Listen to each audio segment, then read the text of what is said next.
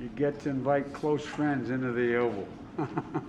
I was kidding these guys before. This is American labor, and I said from the beginning of my campaign throughout my whole career, the middle class built this country and labor built the middle class.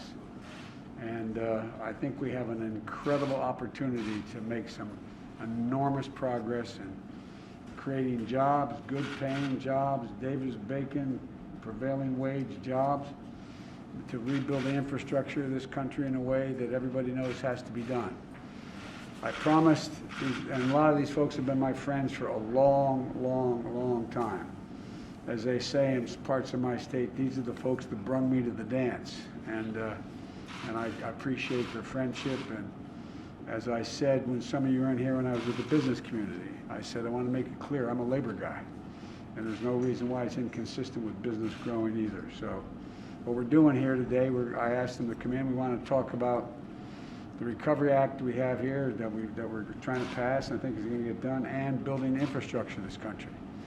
We are so far behind the curve. We rank something like 38th in the world in terms of our infrastructure. Everything from canals to highways to airports to everything we can do and we need to do to make ourselves competitive in the 21st century.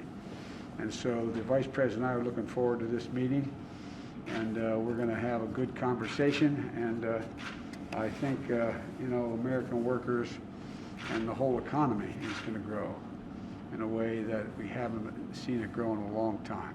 This is the time for us to move. So, at any rate, I'll let you know we're going to have a long conversation here. I don't know how long, but we're going to have a conversation as long as they're willing to put up with me and talk about how we're going to get this done. So, thank you all for coming in. Appreciate it. Mr. President, what did you learn from Americans last night about what they want in this plan? I learned based on the polling data, they want everything that's in the plan. Not a joke. Everything is in the plan. The fact is that I asked a rhetorical question. Those who oppose the plan, what don't they like? What particular program don't they like? Don't they want to help people with nutrition? Don't they want to help people be able to pay their mortgages? Don't they want to help people get their unemployment insurance? Don't they want to make sure that people are able to stay in their homes without being thrown out of their homes in the middle of this god-awful pandemic?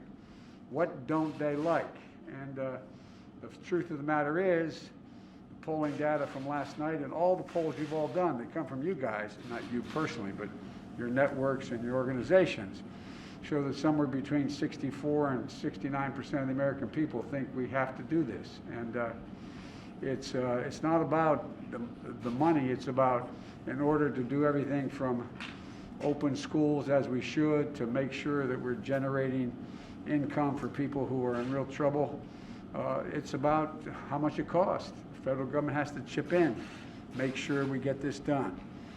And as I said, almost every major economist in the country and the International Monetary Fund as well says it's going to grow the economy. And that's what we're talking about here. We're going to talk about how we grow the economy.